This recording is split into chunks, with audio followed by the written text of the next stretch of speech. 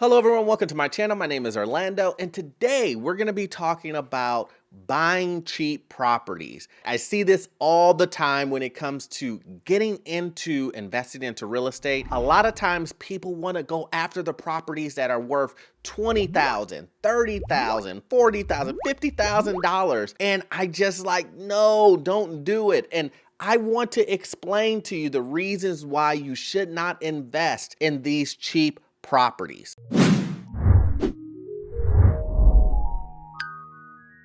Number one, location, location, location. I am so big on location, guys. Location determines pretty much if I'm gonna buy the property at all. And I'm telling you, you should do the same thing. So a lot of times people ask, why does location matter? Why is location such a big deal? Well, location determines the type of rent you're gonna get. It also determines the property values, how they'll appreciate. It also determines the school district. If it's a good school district, that location matters because people want their kids to go to a good school district. All of those things matter towards your investment because it will make the investment better for you. You will make a great return on your money if you buy right in those areas. So location, location, location is a big one. Number two, hidden issues. When you're going to go look at properties to invest in, I want you to think to yourself, why is this property so cheap? Is there something wrong with this? Is the foundation messed up? Is the carpet inside? Is the walls, messed up? What is going on? Is the HVAC, the roof? There's just so many things that can be going wrong. And you have to be very cautious, guys, very cautious when you're going in to buy a cheap property because you don't understand or you may not know why the property is so cheap. And so you have to be cautious going into this. A lot of times, and I promise you guys, I've seen it so many times, someone will go in and buy a cheap property thinking they're getting a steal on it. And the roof is messed up, and that's 20 grand. They bought the property for 50,000, but they can't even put anyone in the house because the roof is messed up. Or something's happening with the foundation. And now you have to go in there and who knows what you're gonna have to do to fix that foundation. So be very cautious if you're going to go ahead and buy this cheap properties. For me, I avoid it totally. Number three, the value of the neighborhood. Now look at this, guys. This is how residential real estate works. You go in and you buy a $50,000 property, right? You go in there and you think you're getting a steal for it.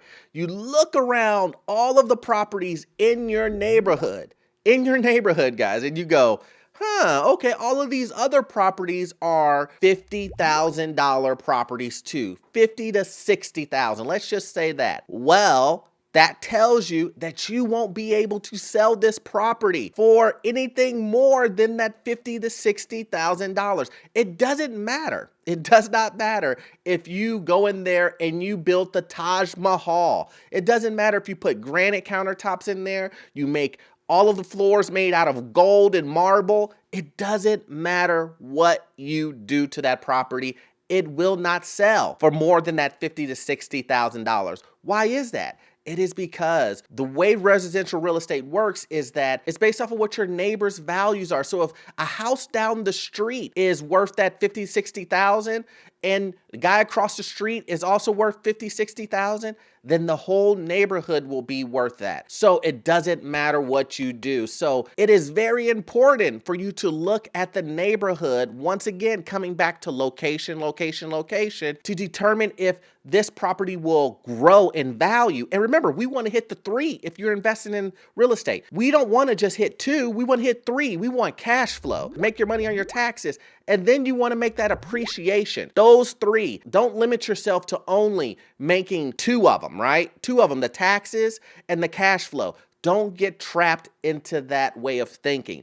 You deserve all 3 and you need to go after those. Okay, so number 4 is the type of renters you're gonna get. If you're a landlord or if you're getting into this space, I can't think of one person that has ever came to me and said, I want the worst tenant that I possibly can get when I get into real estate. No one ever says that.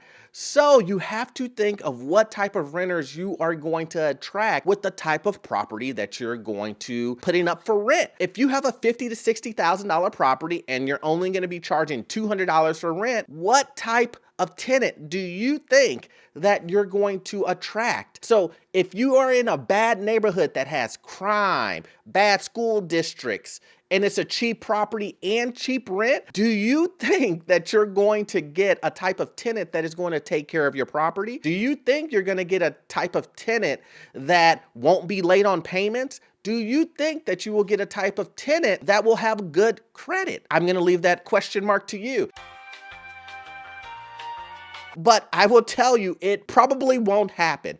Think of yourself when you're thinking about the type of property that you're going to buy or invest in. If you're walking the neighborhood and you don't feel safe and you wouldn't move into it, then why would you want that property so that you could have a tenant that is the opposite of you to make your investing life troubled? Because I promise you guys, if you decide to get a cheaper property in a bad neighborhood, in and all those other things that I just listed, you will have a tenant that will give you so much trouble, guys, that you probably may not want to do future investing. I'm trying to get you guys to a point to where if you get into your first property, that you will have a good experience and a good time with the investing so that you can do it again and again and again.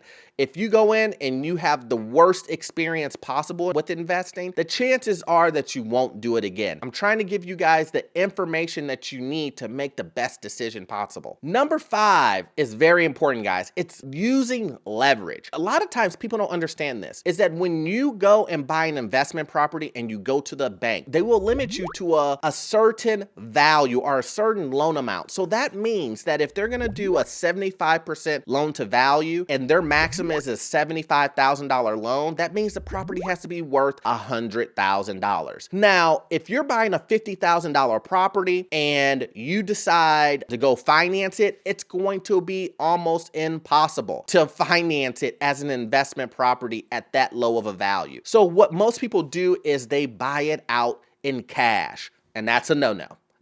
We want to use leverage to the best of its ability. Just think of what you're doing in that scenario. You are deciding, I'm going to spend $50,000 on a $50,000 property. But if you took that $50,000 and you put it towards a bigger unit or a better located property, you could buy let's just say a 20%, you got $50,000 down. That is a $250,000 property that you can get with the $50,000.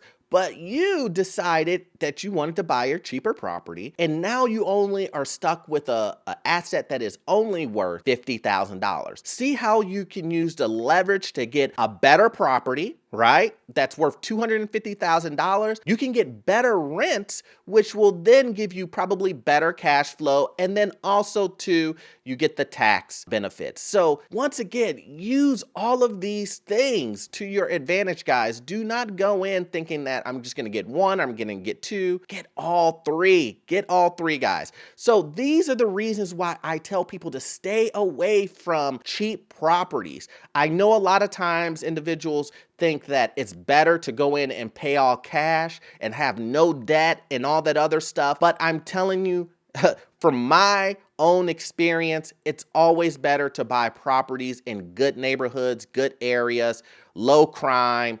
It will make your life so much easier, guys. So much easier. So once again, if you like this video, please hit that subscribe button. Also hit that like button for me. It always helps out my channel, guys. I will see you guys on the next one. Thanks.